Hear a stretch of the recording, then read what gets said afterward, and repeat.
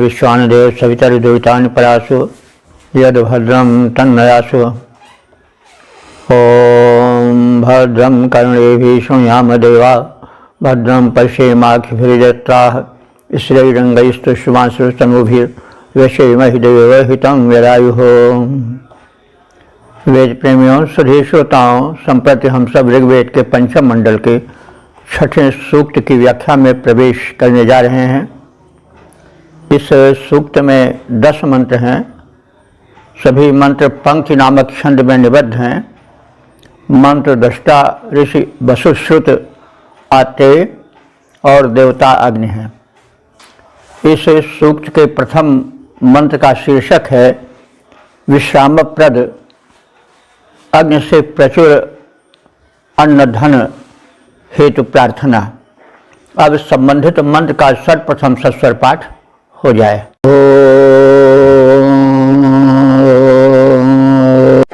अग्निन्तं मन्ये जावसुरस्तय्यन्ति धेनवाः अस्तमरवन्त आशवास्तन्नित्यासो भाजिन इषं स्तोत्रभ्य आभरा।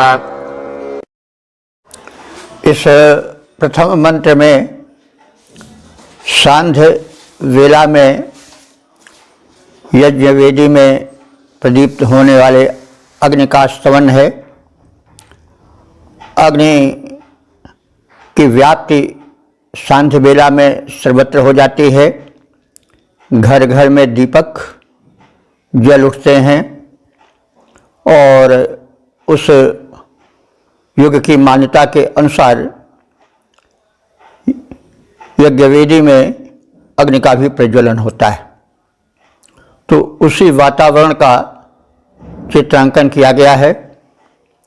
लगभग सभी मंत्रों में इषम अस्त्रोत्रेभ्यः आभर की पुनरुक्ति अंतिम मंत्र के चरण में हुआ है, यानी अंतिम चरण में मंत्र के दोहराया गया है। इषम अस्त्रोत्रेभ्यः आभर। इष कहते हैं अन्न को, अस्त्रोत्रेभ्यः कहते हैं जो स्तुतिकर्ता भक्त हैं उनको अग्निदेव भरपूर अन्न दें। इससे उस युग की मान्यताओं पर भी प्रकाश पड़ता है। वैदिक युग यज्ञों का युग था, ध्यान का युग था, साधना का युग था। भौतिकता का अधिक प्रवेश नहीं हो पाया था। भौतिकता अन्न मिल जाए भरपेट और वाहन के लिए अश्व आदि मिल जाएं, धेनुएं दुधार मिल जाएं, उसके पश्चात फिर उपासना हो, ध्यान हो और ज्ञान संबंधी वार्ताएं हों, स्वस्थ और सबल संपन्न जीवन हो। बस यहीं तक ऋषियों और उपासकों की इच्छाएं थीं। तृष्णाएं अनंत रूप में नहीं जागृत थीं। जीवन उपासनामय हो, साधनामय हो, ध्यानमय हो। यही उस युग का प्रमुख साध्य था, उद्देश्य था जीवन का। तो अब इसी परिवेश को ध्यान में रख करके हम मंत्रों का अर्थ करें। यह अग्नि ही वसु, यह माने जो अग्नि वसु है। वसु माने वास यानी आश्रय देने वाला है, अथवा वसु कहते हैं धन को, धनप्रद है। और जब इस सांध्य वेला में अग्नि का प्रज्वलन चतुर्दिक हो जाता है, घर में और यज्ञशाला में, तो संध्या जो है वह विश्राम देने के हेतु आती है। श्रम और विश्राम, दिन श्रम में लगाता है और संध्या विश्राम की ओर ले चलती है। जीव जगत विश्राम की ओर उन्मुख होता है। उसी संदर्भ में कहा जा रहा है कि धेनवः अस्तम यन्ति। इस विश्राम दानी सांध्य वेला में धेनवः गायें जो कि चरने के लिए वनों में गई थीं, वे अस्तम यंत्र, अस्त कहते हैं भवन को, यहाँ गौशाला अधिक उपयुक्त होगा। वे अपने अस्त में, घर में यानी गौशाला में यंत्र जाती हैं। उसी प्रकार से अस्तम आशवः अरवन्तः। अस्तम माने अपने घर में अर्थात घुड़शाला में, आशवः, आशु कहते हैं तीव्र को, आशवः हमारे तीव्र गति वाले, ये विशेषण है किसका? अरवंत का। अरवन कहते हैं घोड़े को। तो जो अश्व थे वे इस सांध्य वेला में अपने घुड़साल की ओर, अपने आश्रय स्थल की ओर आने लगते हैं। इसका मतलब हुआ कि जो घुड़सवार घोड़े आने लगते हैं, वो कोई गायों की तरह चरने के लिए तो गए नहीं थे, तो घोड़े आते हैं। इसका मतलब हुआ घुड़सवार आते हैं और घुड़सवार घर की ओर आने लगते हैं। घोड़े अपने अस्तबल में, घुड़साल में प्रवेश करने लगते हैं। वे घोड़े कैसे हैं? वेगशील हैं, वेगवान हैं। तो तम अग्निम मन्ये, मैं उस अग्नि की स्तुति करता हूँ, मान्यता पूर्वक स्तुति करता हूँ, हृदय से स्तुति करता हूँ, जिसके कारण सांध्य वेला में एक और अग्नि प्रज्वलन होता है आहुति प्रक्षेपण हेतु।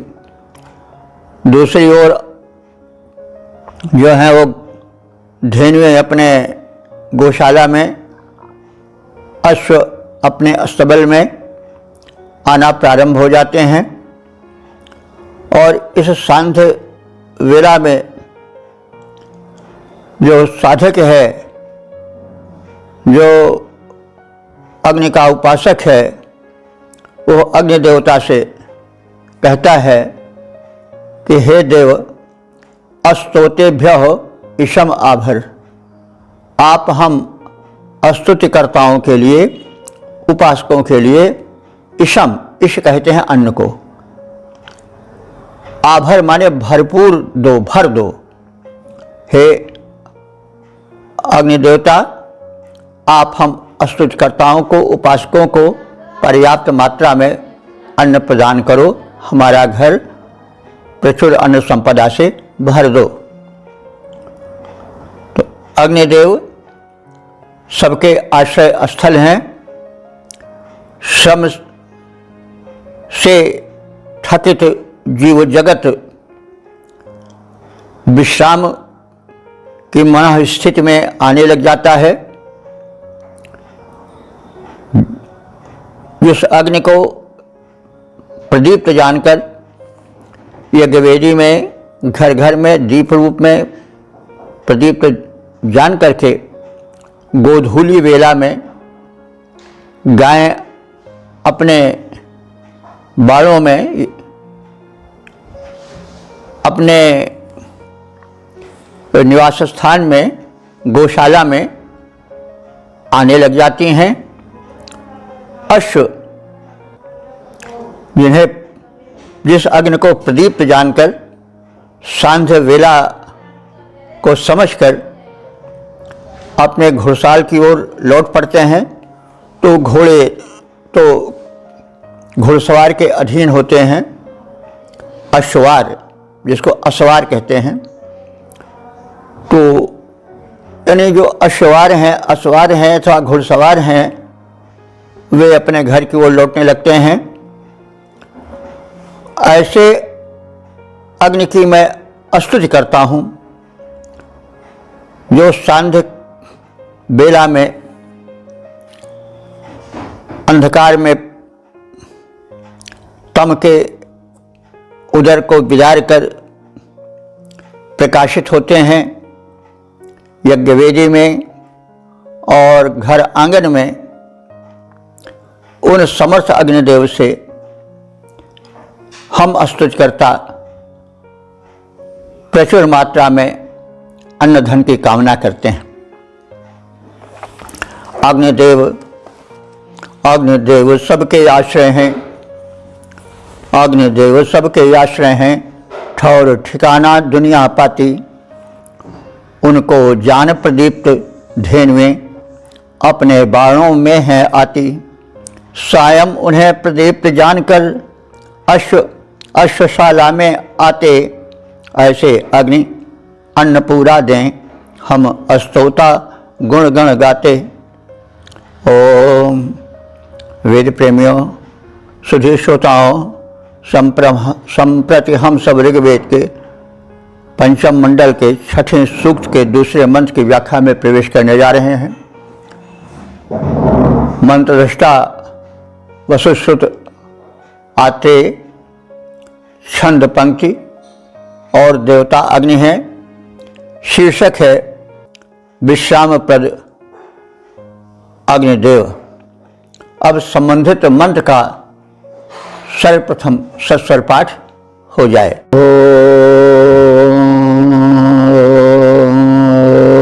स अग्निर्जामसरगृणे संयमाजन्ति धेनवाः समर्वन्दारघद्रभस्सं सुजाता सस्सोरज इषं स्तोत्रभ्य आभरा। इस दूसरे मंत्र में भी पहले मंत्र के भावों का ही पोषण है। सांध्य वेला में प्रज्वलित अग्नि, चाहे वह गृह में दीपक के रूप में हो, चाहे यज्ञवेदी में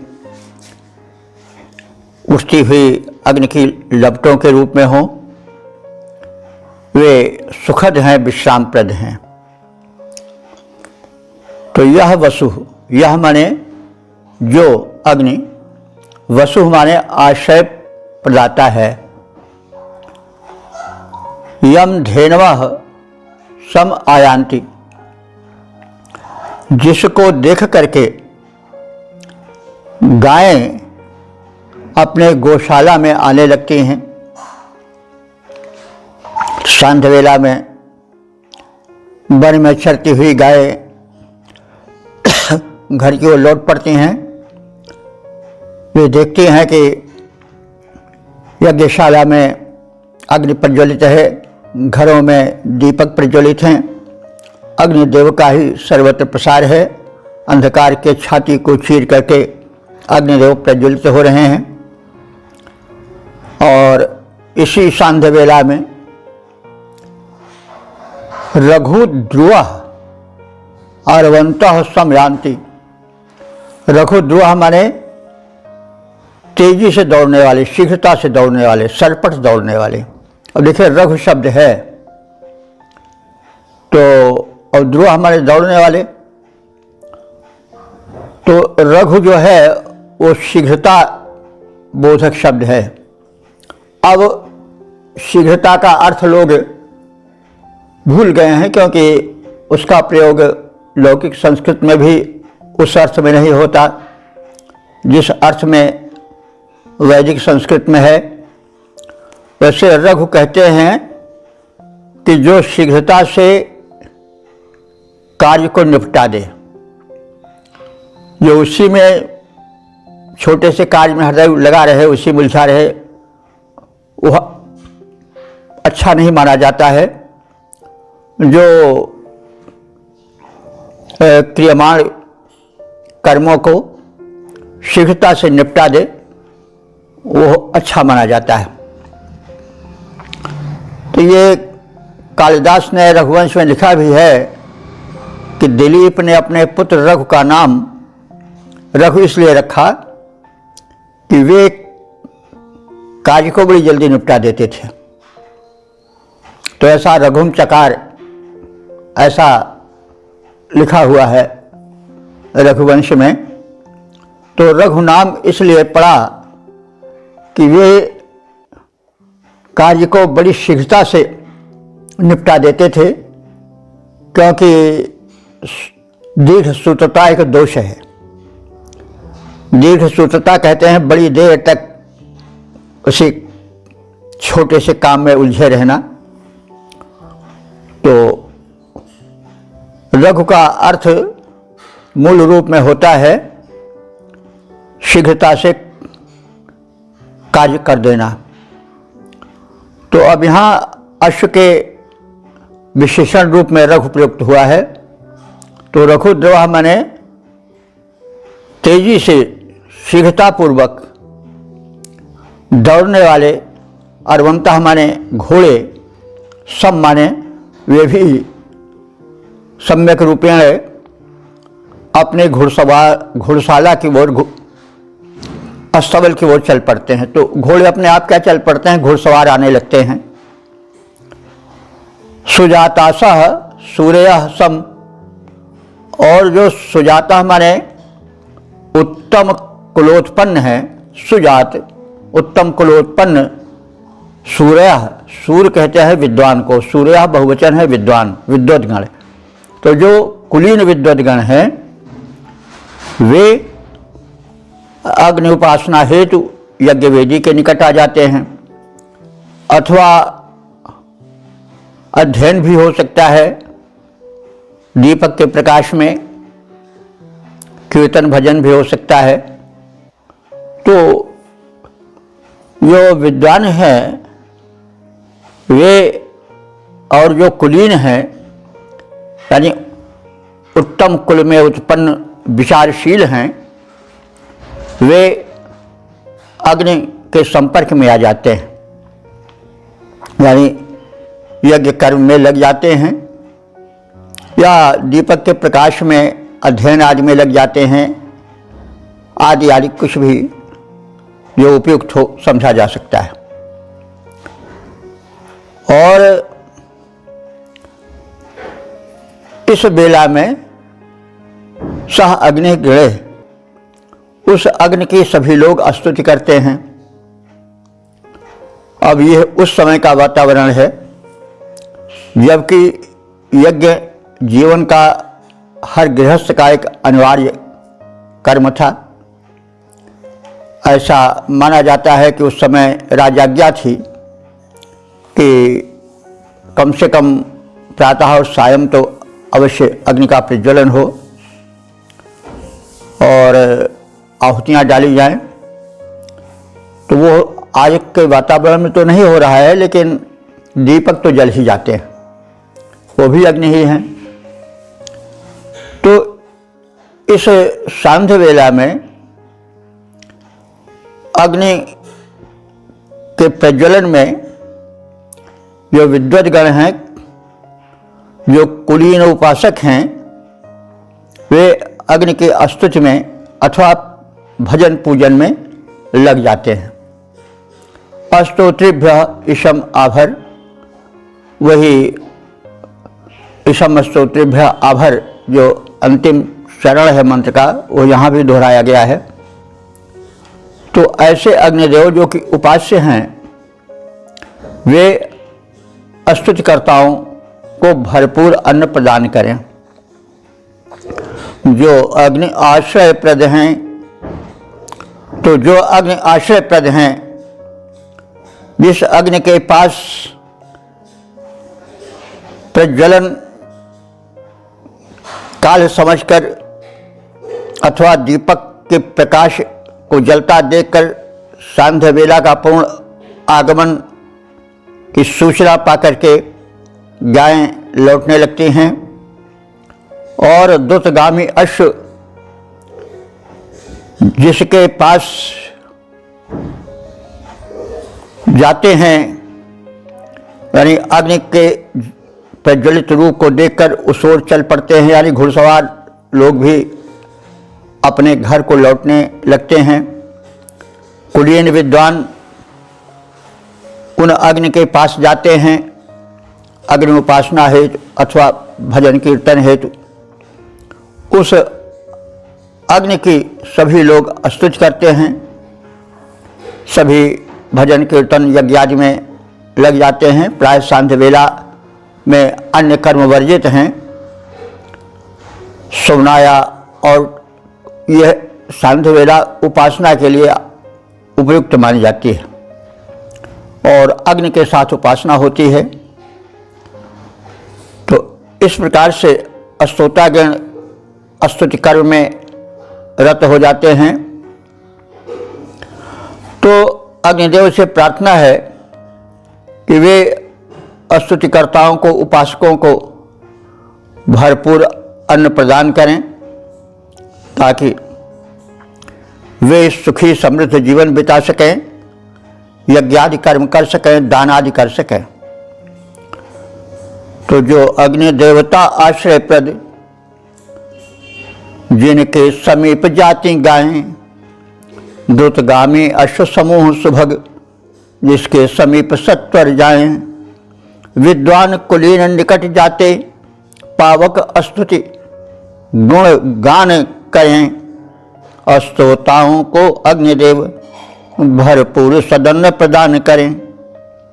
ओम वेद प्रेमियों, सुधी श्रोताओं, संप्रति हम सब ऋग्वेद के पंचम मंडल के छठे सूक्त के तीसरे मंत्र की व्याख्या में प्रवेश करने जा रहे हैं। मंत्र दृष्टारिस वसुश्रुत आत्रेय, छंद पंक्ति देवता अग्नि और शीर्षक है अभीष्ट प्रदायक अग्निदेव। अब संबंधित मंत्र का सर्वप्रथम सस्वर पाठ हो जाए।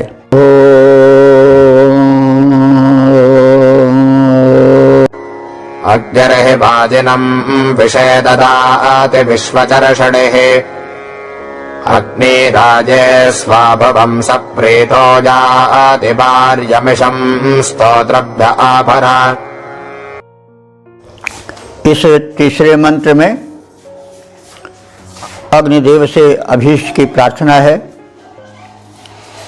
और उनकी महत्ता का कथन है। अग्निदेव कैसे हैं? विश्वचर्षणी, वे संपूर्ण को देख लेने वाले हैं, यानी सर्वद्रष्टा हैं, सर्वज्ञ हैं। और विषय वाजिनम ददाति, विषय कहते हैं प्रजाओं को, वाजिनम माने अश्व को देते हैं। अश्वधन उस युग का प्रधान धन था, क्योंकि तीव्र गमनागमन के लिए अश्व एक सबल साधन था। तो ये अग्निदेव जो उपासक प्रजाएं हैं उनको अश्व प्रदान करते हैं। अग्नि प्रीतः, अग्निदेव प्रसन्न होकर राय, राय माने जो राय कहते हैं धन को, जो राय माने धनेच्छुक जन हैं उनके लिए वार्यम सुआभुवम, वार्य माने स्वीकार करने योग्य, चाहने योग्य, यानी मनोवांछित धन को प्रदान करते हैं। और वे ही अग्निदेव प्रार्थित हैं कि वे स्तोत्रेभ्य इशम आभर, स्तोत्रेभ्य स्तुतिकर्ताओं को इशम, इशम माने अन्न, आभर माने भरपूर मात्रा में दें। तो सर्वद्रष्टा अग्नि अपने उपासकों को अश्व प्रदान करते हैं, अश्व धन से संपन्न करते हैं और अग्निदेव प्रसन्न होकर के धनाकांक्षी जनों को उनका अभीष्ट उत्तम कोटि का धन प्रदान करते हैं। हे अग्निदेव, हम उपासकों की प्रार्थना है कि आप हम सबको भरपूर अन्न प्रदान करो। अन्न धन से हम संपन्न रहें। अन्न धन आहार के लिए आता है, अन्न धन याचकों को भिक्षादि के लिए प्रयुक्त होता है और अन्न यज्ञ कर्म में आहुति के हेतु प्रदान होता है। इसलिए अन्न को, खाद्य पदार्थ को विशिष्ट रूप से चाह रहा है स्तुतिकर्ता उपासक। तो सर्वद्रष्टा अग्नि अपने उपासकों को अश्वधन प्रदान करते हैं। अग्नि देवता प्रसन्न होकर धनाकांक्षी जनों को उनका अभीष्ट मनचाहा उत्तम धन वैभव प्रदान करते हैं। हे अग्निदेव, आपसे निवेदन है, प्रार्थना है कि आपके भक्त जो स्तुति करता हैं उनको आप भरपूर अन्न धन प्रदान करो। अग्नि सर्वद्रष्टा उपासकों को करते हैं अश्व प्रदान। अग्नि सर्वद्रष्टा उपासकों को करते हैं अश्व प्रदान। धनाभिलाषी को अभीष्ट धन देते अग्निदेव भगवान। दो भरपूर अन्न भक्तों को, करो सदा उनका कल्याण। हो करके प्रसन्न हम सब पर, करो हमें संपन्न महान, करो हमें संपन्न महान। ओम वेद प्रेमियों, सुधी श्रोताओं, संप्रति हम सब ऋग्वेद के पंचम मंडल के छठे सूक्त के चौथे मंत्र की व्याख्या में प्रवेश करने जा रहे हैं। मंत्र दृष्टा से वसुश्रुत, आत्रेय, छंद पंक्ति और देवताग्नि है। शीर्षक है महिमा मंडित अग्निदेव से धन धान्य प्राप्ति हेतु प्रार्थना। अब संबंधित मंत्र का सर्वप्रथम सस्वर पाठ हो जाए।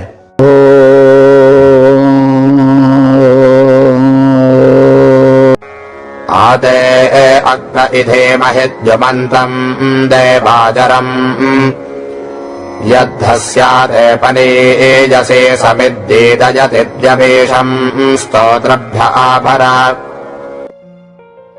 इस चौथे मंत्र में अग्निदेव के दिव्य तेज का कथन है और अग्निदेव ही देवताओं के दिव्य अग्नि के रूप में द्युलोक में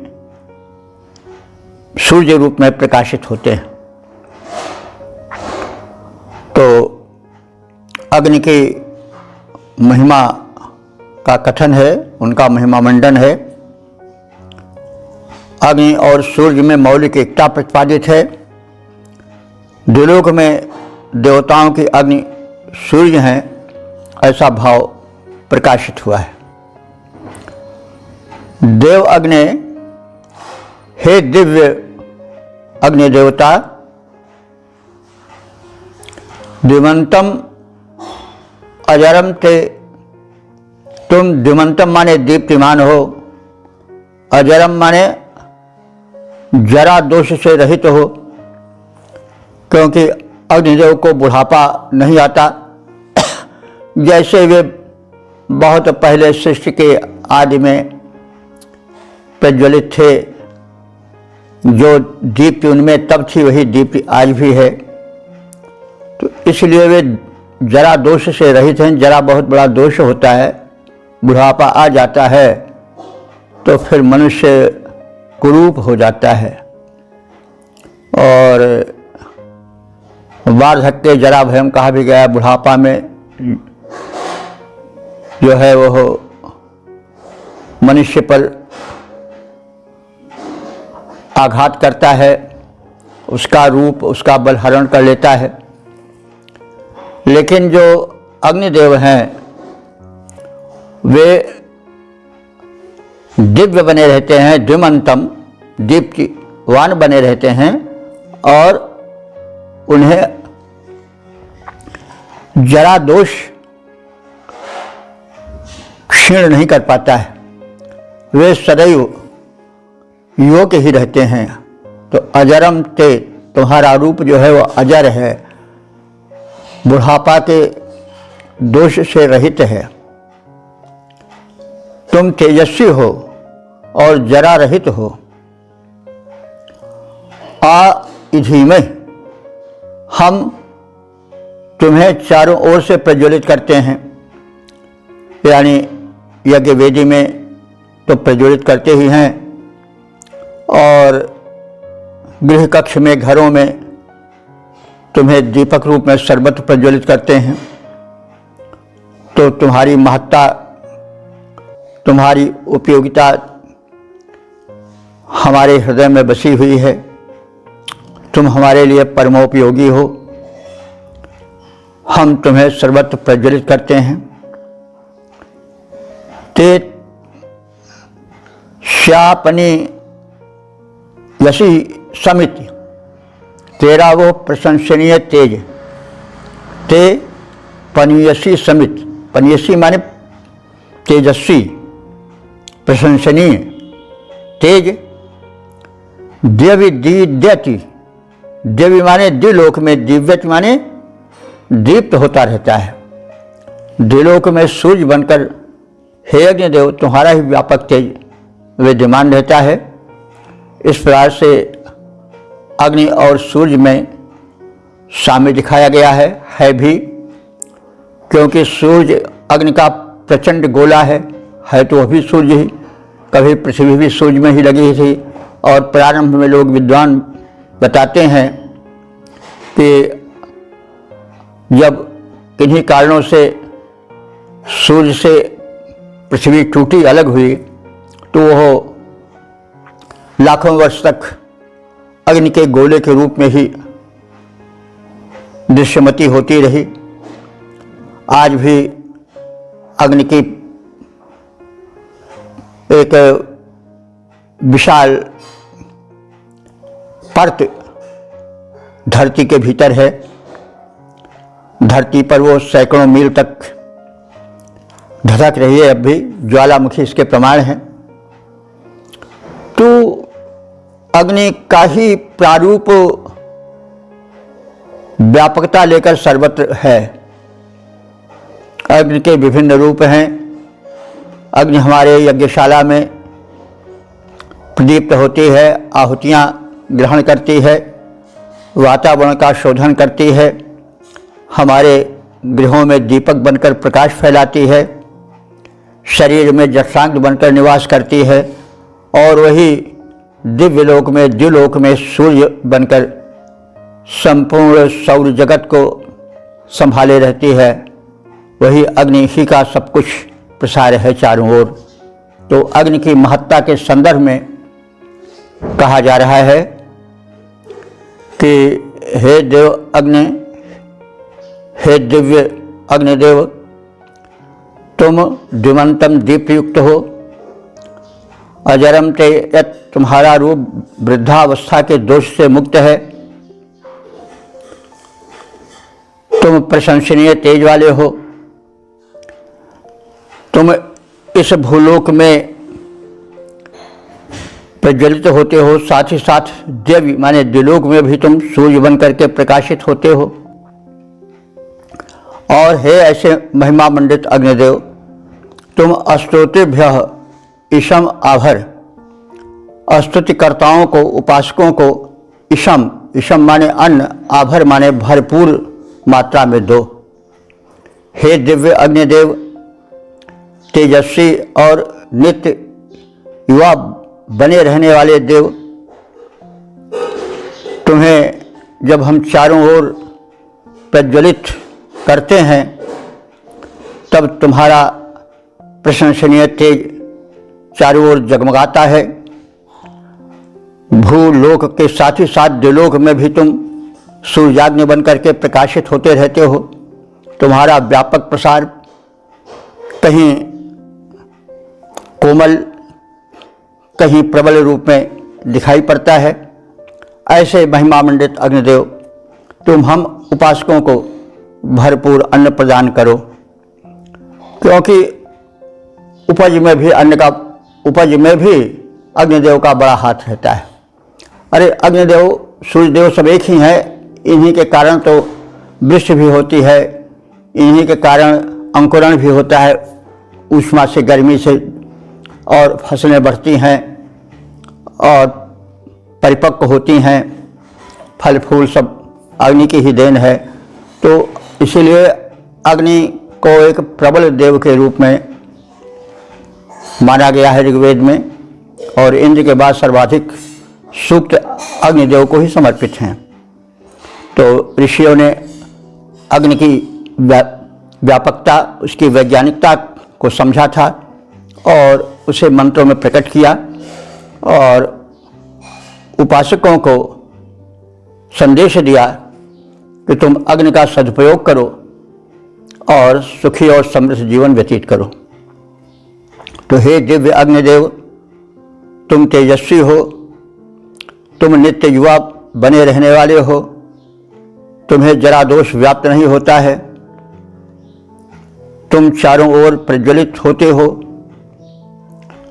तब तेरा वह प्रशंसनीय तेज द्युलोक में सूर्य बनकर प्रकाशित होता है। तुमसे स्तुति है, विनय है कि तुम उपासकों को भरपूर अन्न खाद्य पदार्थ प्रदान करते रहो। तेजस्वी हो, नित्य युवा हो, अग्नि देवता दिव्य महान, जब करते प्रज्वलित तुम्हें हम हो जाते हो, जब द्युतिमान होता आपूरित द्युलोक में भी तेरा वह तेज महान, तुम यथेष्ट पोषक सदन अब निज भक्तों को करो प्रदान। तो अग्नि और सूर्य में मौलिक एकता प्रतिपादित है। द्युलोक में देवताओं की दिव्य अग्नि सूर्य हैं। ओम वेद प्रेमियों, सुधी श्रोताओं, संप्रति हम सब ऋग्वेद के पंचम मंडल के छठे सूक्त के 5वें मंत्र की व्याख्या में प्रवेश करने जा रहे हैं। मंत्र दशारिष वसुश्रुत आत्रेय हैं, छंद पंक्ति और देवता अग्नि हैं। शीर्षक है महान अग्नि से पर्याप्त अन्न धन प्राप्ति की प्रार्थना। अब संबंधित मंत्र का सर्वप्रथम सस्वर पाठ हो जाए।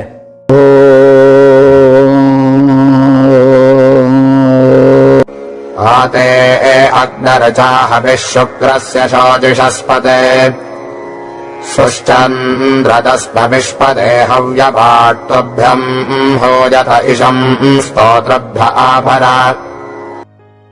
इस 5वें मंत्र में अग्निदेव की महत्ता का, उनके यज्ञवेदी में प्रज्वलित रूप को आहुति प्रदान करने का और उनसे भरपूर अन्न धन प्राप्त करने का कथन है। शोचिषः पते, हे अग्निदेव, तुम शोचिषः पते माने तेजों के स्वामी हो। और कैसे हो? सुष्यन्द्र, आनंद प्रद हो। और कैसे हो? दस्म, दस्म माने रूपवान हो, तेजवान हो। विश्वपते, हे प्रजाओं के पालक, उनके स्वामी अग्निदेव। हव्यबाट, तुम हविष्यों को दिव्य शक्तियों तक, देवों तक पहुंचाने वाले हो, इसलिए हव्यवाह कहे जाते हो। शुक्र से ते तुभ्यम, शुक्र से माने तेजस्वी। शुक्र एक ग्रह है और शुक्र को तेजस्वी इसलिए कहा जाता है कि वो सर्वाधिक प्रकाशित हैं ताराओं के मध्य में।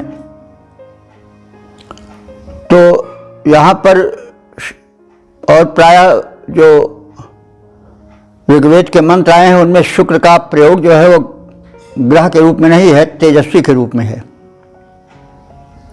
तो शुक्र से तुम्हारे उस तेजस्वी रूप को, तुभ्यम तुम्हारे हेतु, ऋचा हवि हुयते, ऋचा माने ऋग्वेद के मंत्रों के साथ आवाहन करके हवि हुयते, हवि हवन के रूप में प्रदान की जा रही है। इसे स्वीकार करो और अस्तोत्रिभ्यः इषम आभर। स्तुतिकर्ताओं उपासकों को इष माने अन्न, आभर माने भरपूर मात्रा में दो। तेजों के स्वामी, आनंदप्रद और सुंदर प्रजापालक हव्यवाह अग्निदेव, मंत्रोच्चारण के साथ हम तुम्हारे उपासक तुझ तेजस्वी देव को आहुति समर्पित कर रहे हैं और यह चाह रहे हैं कि आप हम उपासकों को भरपूर अन्न धन प्रदान करो। हे तेजों के स्वामी सुखप्रद जन पालक, हे अग्नि महान। हे तेजों के स्वामी सुखप्रद जन पालक, हे अग्नि महान।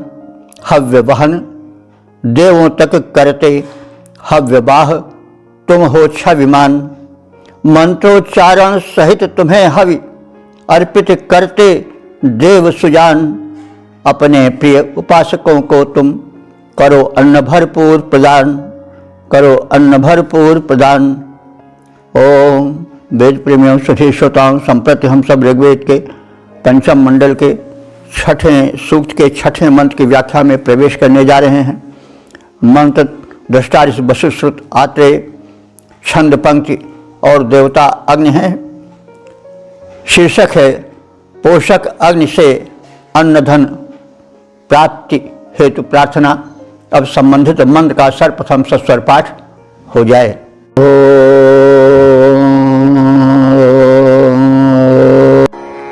प्रोत्ये अग्नजोऽग्निश विश्वम् पश्यन्ति वार्यम् तेहिन्विरेत इन्विरेत इषण्यन्त्यानुषगिषम् स्तोत्रभ्य आभरा। इस छठे मंत्र में अग्निदेव की व्यापकता का कथन है और जब अग्निदेव को आहुति प्रदान की जाती है तब उस आहुति के सूक्ष्म शक्ति कण वातावरण में बिखर कर देव शक्तियों को पुष्ट करते हैं। वे सूर्य की किरणों से मिलकर दिव्य लोक तक को प्रभावित करते हैं। धरा गगन सब उस हव्याग्नि के आहुत द्रव्य से सिंचित होकर दिव्य वातावरण का सर्जन करता है, जिससे कि प्राणी जगत में सुख, स्वास्थ्य और सद्विचार तथा संपन्नता का प्रचार प्रसार होता है। इस कथन की पुष्टि हुई है और अग्नि में आहुति प्रदान का वैज्ञानिक प्रारूप भी प्रदर्शित किया गया है।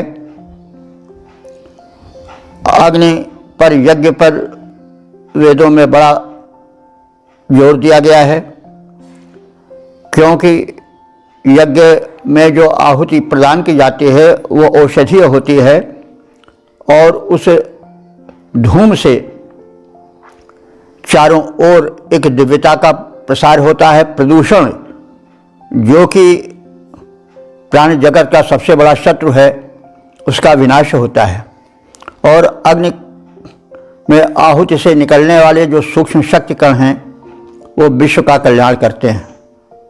तो इस वैज्ञानिकता के साथ हम इस मंत्र पर विचार करें। ते अग्नयः, ते माने वे, अग्नयः माने अग्नियाँ। तो यहाँ पर अग्नि बहुवचन है। इससे स्पष्ट है कि अग्नि के बहुत रूप हैं। अग्नि हमारे शरीर में जठराग्नि बनकर विद्यमान है, शरीर में ताप बनकर विद्यमान है, वह जल में, बादल में विद्युत बनकर विद्यमान है, वह दिलोक में सूर्य बनकर विद्यमान है, वह किन्हीं न किन्हीं रूपों में सर्वत्र विद्यमान है वो शक्ति का पर्याय है। तो अग्नि की महत्ता में वैज्ञानिकता है और इन्हीं सब कारणों से अग्नि को काफ़ी सूक्तों के माध्यम से, पर्याप्त सूक्तों के माध्यम से प्रार्थित किया गया है। ये तो हम सब जानते हैं कि ऋग्वेद में इंद्र के पश्चात सर्वाधिक सूक्त जिस देव के विषय में कहे गए हैं वे अग्नि हैं। 200 से ऊपर सूक्तों में अग्निदेव का स्वतंत्र चित्रण हुआ है। तो वो अनर्गल यों ही नहीं हुआ है, उसकी वैज्ञानिक महत्ता को, सूक्ष्मता को ऋषियों ने पहचाना। अपनी वैज्ञानिक बुद्धि से उसकी सूक्ष्म शक्ति को पहचान कर उन्होंने यज्ञ कर्म को प्रधानता दी और स्तुति किया, क्योंकि स्तुति करने से जो देवता का गुण होता है वो स्तुतिकर्ता में प्रविष्ट होने लगता है, उसका संक्रमण होने लगता है और उसमें तेज और आरोग्य और बल का प्रचार प्रसार होता है। इसलिए स्तुति का अपना बड़ा महत्व है। अच्छा है कि जीवन पूरा स्तुति में बन जाए तो कल्याणमय हो जाएगा, शिव रूप हो जाएगा। तो ते अग्नया, जैसा हम कह रहे हैं कि अग्नियाँ, यहाँ अग्नि जो है वो बहुवचनांत है, अग्नया है, तो अग्नि के विभिन्न रूप हैं। तो वे सभी रूपों वाली अग्नियाँ अग्निशु, जो अन्य अग्नियों में भी जाकर के शक्ति देती हैं। देखिए अग्नियाँ तमाम है ना, जैसा हम लोग जानते हैं और अभी स्पष्ट भी किए हैं। तो चाहे जठराग्नि हो, चाहे हमारे शरीर में ताप बनकर विराजमान अग्नि हो, चाहे सर्वत्र पवित्र बनाने वाली, वातावरण को आहुति के माध्यम से पुष्ट करने वाली, आरोग्य बरसाने वाली अग्नि का प्रारूप हो, वो सब अग्नि की ही देन है। तो अग्नियों में विश्वम वार्यम पुष्यंति, संपूर्ण अग्नियाँ उनसे पुष्ट होती हैं। जो हम सब यज्ञवेदी में अग्नि जलाते हैं और आहुति डालते हैं, उस अग्नि द्वारा विश्वम माने सारी अग्नियाँ जो हैं ब्रह्मांड मात्र में, वो पुष्यंति माने पुष्ट होती हैं। उनको बल मिलता है, आरोग्य मिलता है। और ते हिन्विरे, वे लोगों को सात्विकता प्रदान कर सतपथ पर चलने की प्रेरणा देती हैं, शक्ति देती हैं। क्योंकि हम सब जानते हैं शक्ति का स्रोत, मूल स्रोत अग्नि है। जब अग्नि प्रज्वलन होता है तभी शरीर में शक्ति रहती है। अग्नि मतलब शरीर में जब तक अग्नि तत्व पर्याप्त मात्रा में रहता है तब तक कांति रहती है, एक तेज रहता है शरीर में शक्ति भी रहती है। शक्तिहीनता का कारण है कि अग्नि तत्व का दुर्बल हो जाना। अब इस पर हम विचार करें और विचार करने के साथ साथ व्यवहार भी करें। अग्नि और वायु में बड़ा मैत्री संबंध है और वायु और अग्नि दो ऐसे तत्व हैं जिससे शरीर को आरोग्य और दीर्घायु मिलती है। तो ऐसा होता है कि मनुष्य को जब जरा का सामना करना पड़ता है, बुढ़ापा का सामना करना पड़ता है, तो लोग जो है वो चारपाई का आश्रय ज़्यादा लेते हैं, विश्राम ज़्यादा करते हैं। धीरे धीरे तमाम लोगों को गठिया और तरह तरह के रोग हो जाते हैं, कटशूल, कमर के दर्द शुरू हो जाती है और वो चल फिर नहीं पाते हैं और प्राणायाम भी नहीं करते हैं। तो परिणाम यह होता है कि वायु जो कि अग्नि को प्रदीप्त करता है उसका संचार कम हो जाता है। ऑक्सीजन से ही अग्नि प्रज्वलित होती है और उसी से ऊर्जा उत्पन्न होती है। तो जब ऊर्जा शरीर में नहीं उत्पन्न होगी तो बलहीनता आवेगी, बुढ़ापा आवेगा। और हम स्पष्ट देखते हैं कि जितना मनुष्य लाचार बन जाता है बुढ़ापा में, उतने अन्य पशु नहीं बनते हैं। वे अंतिम समय तक दौड़ते भागते जीवन व्यतीत करते हैं। कभी वे भूमि पर लेटे हुए या लंगड़ाते हुए नहीं चलते हैं, अगर कहीं कोई एक्सीडेंट ना हो गया हो तो इस प्रकार से अग्निदेव की जो पोषकता है और जो उनमें वैज्ञानिकता है, उसकी स्पष्ट झांकी इस मंत्र में है। तो वेद अग्निदेव जो हैं वो विश्वम पुष्यंती, यानी संपूर्ण अग्नियों को पोषण देती हैं। कौन अग्निदेव? जो वेदी में जलकर आहुति को लेकर चलती हैं। देखिए, अग्नि को है तो अग्नि पुल्लिंग, लेकिन हम लोग व्यवहार में स्त्रीलिंग कर देते हैं, इसलिए उस पर विचार विशेष नहीं करने की आवश्यकता है, अर्थ में प्रवेश करने की आवश्यकता है। तो जो अग्निदेव हैं वो व्यापक रूप से पोषण प्रदान करते हैं और सभी अग्नियों को वे प्रदीप्त करते हैं। सभी अग्नियों में संक्षेप में हम बता चुके हैं कि अग्नि ही सब कुछ है।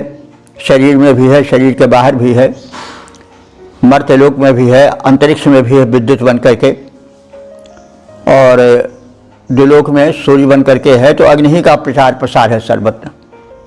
तो ते हिन्नरे, ऐसे अग्नियाँ लोगों को सतपथ पर चलने की प्रेरणा देती हैं, क्योंकि जब अग्नि प्रज्वलित रहती है तो सत्व प्रधान होता है व्यक्ति, और जब सत्व प्रधान रहता है तो उसका आचरण भी नियंत्रित होता है।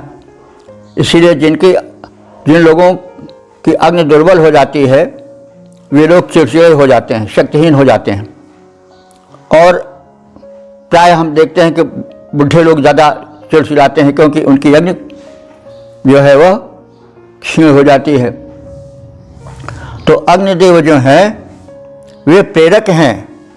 जब शरीर में अग्नि तत्व प्रधान रहेगा तो पोषण मिलता रहेगा शरीर को, और शरीर में दौर्बल्य नहीं आ पाएगा, और मनुष्य सतपथ पर चलेगा, यानी वह चिड़चिड़ा नहीं बनेगा। इसीलिए कहा गया है कि ते हिन्नरे, ये अग्नियाँ जो हैं प्रेरित करती हैं सतपथ पर चलने के लिए।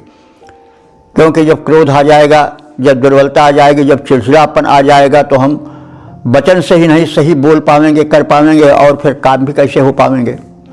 तो इसलिए कहा गया है कि ये अग्नियाँ जो हैं हमें सतपथ पर चलने की प्रेरणा प्रदान करती हैं। और अग्नि ही तो प्रकाश देती है।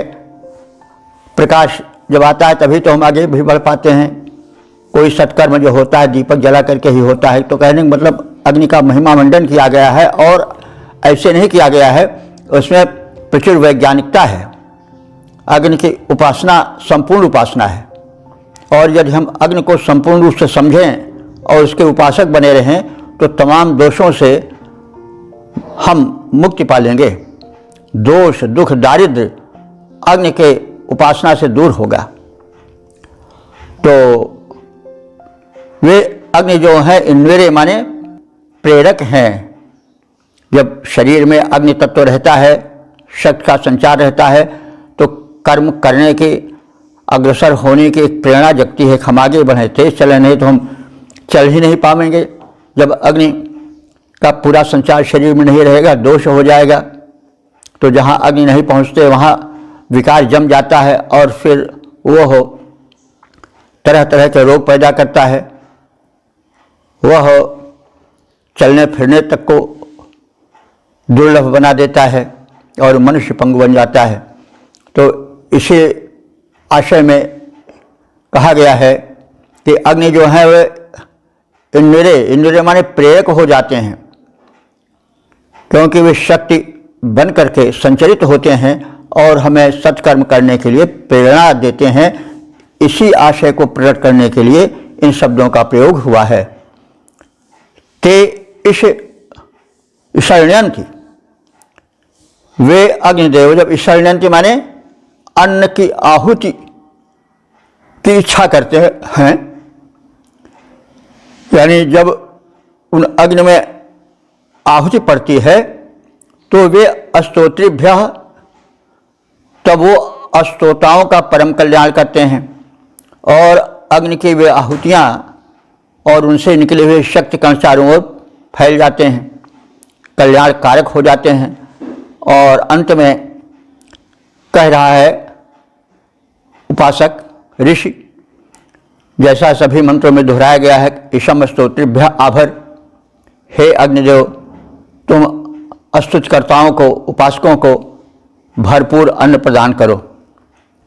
अग्नि में व्याप्त तत्व, विश्व में व्याप्त अन्य अग्नियों को पुष्ट करते हैं। अन्य अग्नियों के विषय में कहा गया है, अभी तमाम अग्नियां हैं, वे जो इस यज्ञवेदी में अग्नि प्रज्वलित होता है,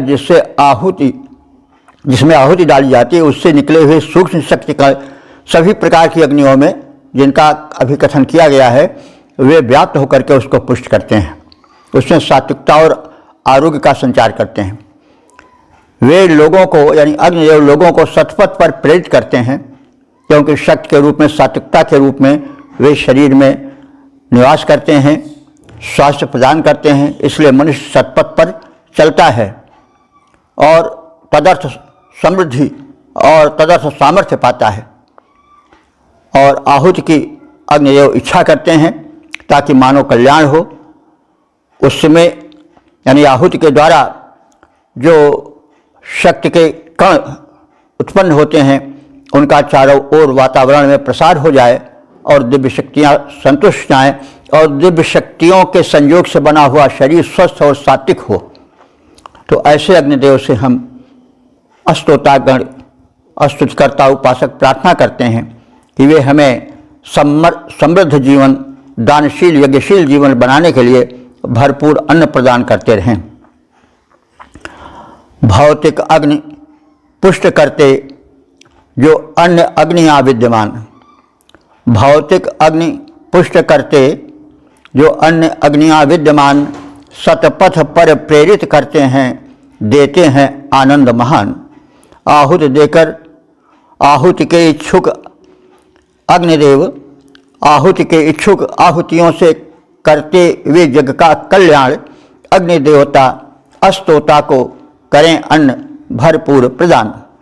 तो अग्नि का बहुवचनांत जो प्रयोग हुआ है, जिसका कथन भी हुआ है, उससे सूर्याग्नि, विद्युतग्नि, जठराग्नि आदि अनेक रूपों में व्याप्त अग्नि की सूचना मिलती है।